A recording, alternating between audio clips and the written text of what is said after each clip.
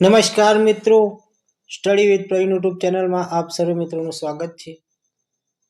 મિત્રો, આજના વિડીયોમાં વાત કરવાની છે નવું ચૂંટણી કાર્ડ કેવી રીતે કઢાવી શકાય। નવું ચૂંટણી કાર્ડ તમે બે રીતે કઢાવી શકો છો, એક ઓફલાઈન ફોર્મ ભરીને અને બીજું ઓનલાઈન। આજે આપણે ઓફલાઈન ફોર્મ ભરીને નવું ચૂંટણી કાર્ડ કેવી રીતે કઢાવી શકાય તેના વિશે વિગતે માહિતી આપવાની છે। નેક્સ્ટ વિડીયોમાં ઓનલાઈન નવું ચૂંટણી કાર્ડ કેવી રીતે કઢાય તેના વિશે જોઈશું। તો વધુ સમય ન બગાડતા વિડીયોની શરૂઆત કરીએ। તો નવું ચૂંટણી કાર્ડ કઢાવવા માટે તમારે ફોર્મ નંબર 6 ભરવાનું રહેશે, જે ભારતના ચૂંટણી પંચનું નવા મતદારો માટેનું અરજીપત્રક છે। તો આપણે જોઈશું કે આ ફોર્મ કેવી રીતે ભરવાનું છે। તો સૌપ્રથમ અહીંયા તમારે તમારી વિધાનસભાના મત વિભાગનો નંબર લખવાનો છે, વિધાનસભા મત વિભાગનું નામ લખવાનું છે। ત્યારબાદ અહીંયા સફેદ બેકગ્રાઉન્ડ વાળું તાજેતરનો સહી કર્યા વગરનો પાસપોર્ટ સાઇઝનો ફોટો ચોંટાડવાનો છે। ત્યારબાદ અહીંયા તમારું નામ, તમારા ફાધરનું નામ ગુજરાતીમાં લખવાનું છે, અટક લખવાની છે ગુજરાતીમાં। ત્યારબાદ તમારું નામ અને તમારા વાલીનું નામ અંગ્રેજીમાં લખવાનું છે, અટક અંગ્રેજીમાં લખવાની છે। કોઈ એક સંબંધીનું નામ અને અટક ગુજરાતીમાં, તો અહીંયા તમારે તમારે પિતાનું નામ લખવાનું છે અને અહીંયા પિતા લખ્યું છે તેના પર ટીક કરવાનું છે। ત્યારબાદ ઉપર દર્શાવેલ સંબંધીનું નામ અને અટક, એટલે કે અહીંયા તમારા પિતાનું નામ અને અટક લખવાની છે અંગ્રેજીમાં અને તે પણ કેપિટલમાં।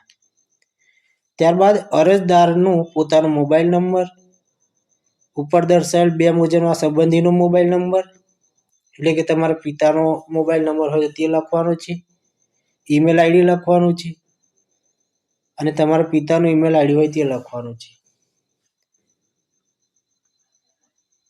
ત્યારબાદ આધાર કાર્ડની વિગતો, તો આધાર કાર્ડ હોય તો અહીંયા તમારે આધાર કાર્ડનો નંબર લખવાનો રહેશે। ત્યારબાદ જાતિ, તો તમે પુરુષ છો, સ્ત્રી છો કે ત્રીજી જાતિ છો તે કરવાનું છે। ત્યારબાદ તમારી જન્મ તારીખ અહીંયા લખવાની છે।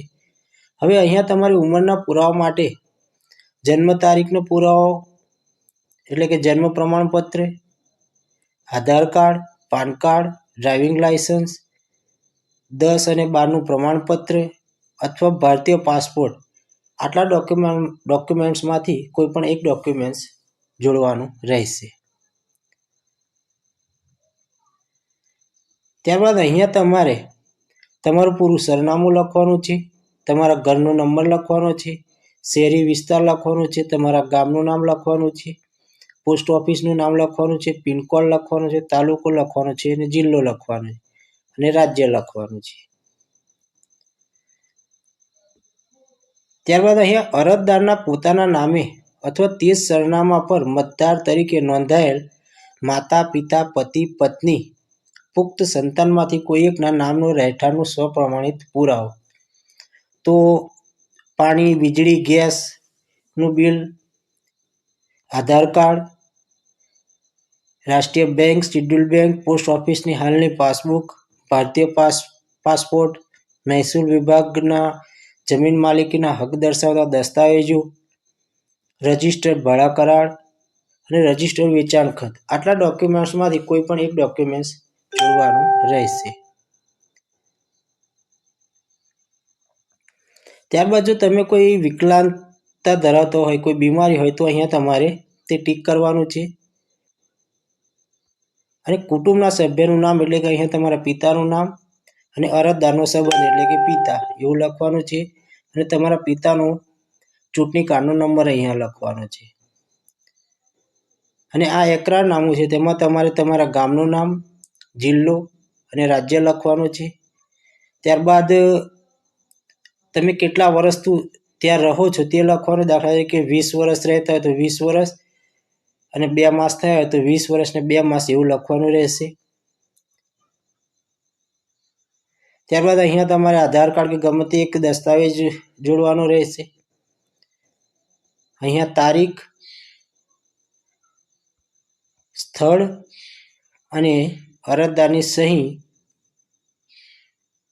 અહીંયા કરવાની રહેશે, અથવા સહી ના કરી શકતા હોય તો ડાબા હાથના અંગૂઠાનું નિશાન કરવાનું છે.